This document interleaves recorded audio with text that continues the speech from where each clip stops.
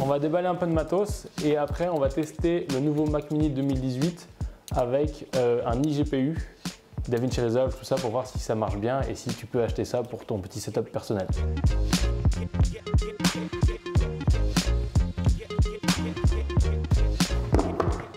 C'est un Mac Mini, il n'y a pas de clavier, c'est un peu une arnaque mais c'est comme ça. C'est une bonne machine malgré tout. Et j'en ai déjà un que j'ai testé avant d'en acheter un deuxième pour les stagiaires et pour de manière générale les formations qui vont avoir lieu ici dans les bureaux. Et ça fonctionne extrêmement bien. Bam, Mac Mini, regarde-moi ça comme c'est bien emballé.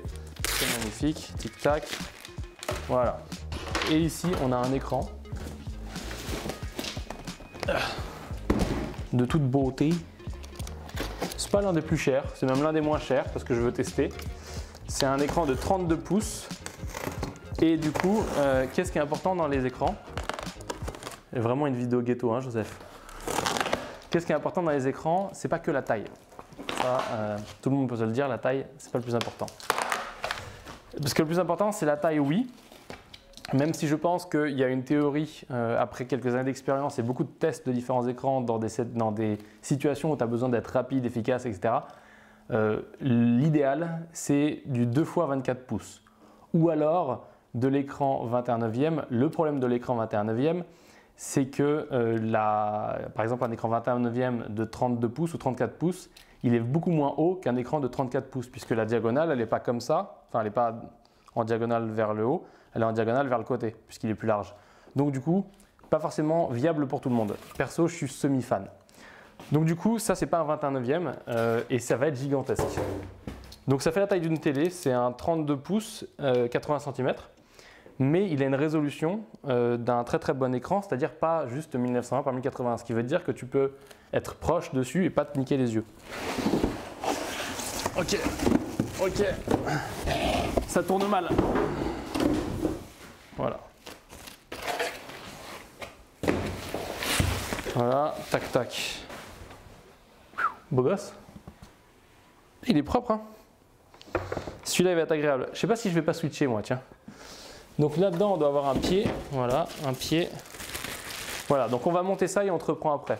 On a fini d'installer, on a un super écran de 32 pouces gigantesque qui est vraiment très agréable. Et du coup, voilà, c'est le Mac Mini avec iGPU, avec écran, tu mets ce que tu veux. L'idée vraiment dans ce petit test, c'est pas de faire un truc exhaustif comme d'habitude, mais c'est de te donner des pistes et un ordre d'idée. Donc on va tester le Mac Mini seul, le iGPU seul. Accessoirement, je te mets un lien en dessous pour que tu aies les spécificités exactes de ce qu'on teste pour que tu puisses soit acheter la même chose, soit voir plus de détails si tu as besoin de plus de détails. Donc globalement, on va faire le test. On a une petite séquence dans DaVinci Resolve version gratuite. Le iGPU est bien reconnu. On a une séquence donc de 5 minutes vide, donc sans effet, sans rien, sans étalonnage, juste du ProRes, donc un bon codec, tu vois, mais vide. On va faire l'export de ça. Et après, on va faire le même export de la même séquence, de 5 minutes toujours, mais avec des flous, du film grain, de l'étalonnage, de la désaturation. Comme ça, on va faire travailler un petit peu le iGPU ou l'absence de iGPU.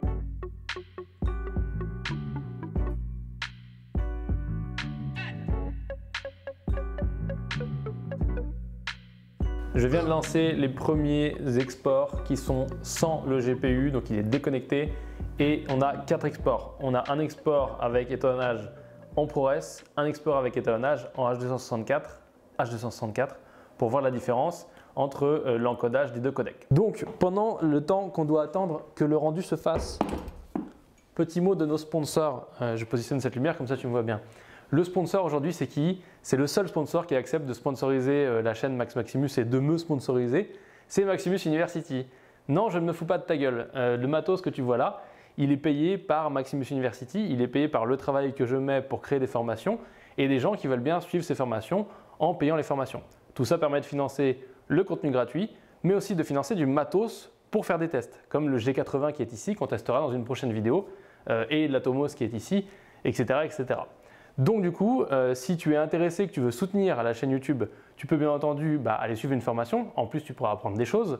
Notamment, tu peux suivre la dernière formation sur le workflow et tu vas apprendre plein de choses sur quel disque dur choisir, comment faire tes réglages dans ton logiciel, comprendre de manière générale les codecs, voilà, tout comment tu t'organises au montage. Donc ça, c'est vraiment un truc super intéressant. Bien sûr, il y a les autres formations que tu connais parce que j'en parle beaucoup. Voilà, c'était le petit mot des sponsors que je fais moi. La prochaine fois, je le ferai faire aux stagiaires parce que c'est vraiment, voilà, c'est vraiment important que tu vois qu'on travaille, on met de l'énergie. Et aujourd'hui, on remercie Maximus University qui nous a filé l'argent pour ce grand écran. La première phase de rendu est terminée, donc rendu sans iGPU. Je te fais un petit bilan rapide. Avec étalonnage, on est à 14 minutes 20 pour un rendu de 5 minutes, donc pour une séquence de 5 minutes. Sans étalonnage, on est à 10 minutes 11, donc ça c'est pour le ProRes. Et en H264, on est à 10 minutes 15 sans étalonnage et on est à 14 minutes 34 avec étalonnage. Donc tu vois qu'il n'y a pas vraiment de différence entre le ProRes ou le H264, donc la destination, le codec de destination. Il n'y a pas de grosse différence, on est à quelques secondes, 3 ou 4 secondes à chaque fois. Donc du coup, on va refaire ce test juste avec le ProRes ou le H264, mais cette fois-ci, on allume le iGPU.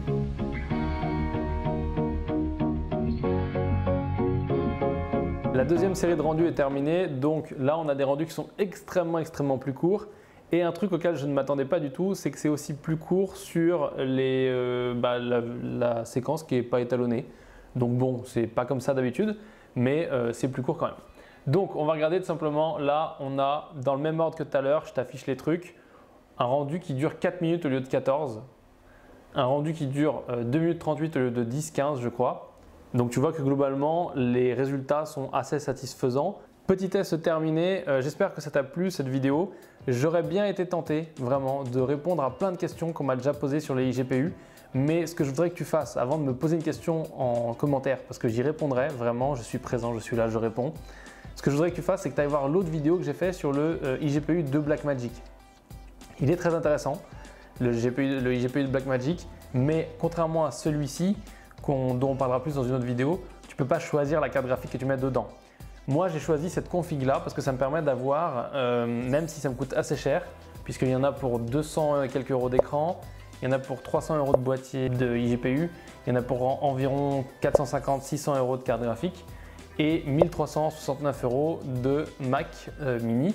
Bien sûr, tu as la config, tout ça en dessous dans un article, comme ça tu peux te renseigner. Mais globalement, j'ai choisi cette config parce qu'elle me permet d'avoir déjà un Mac qui a des connexions Thunderbolt.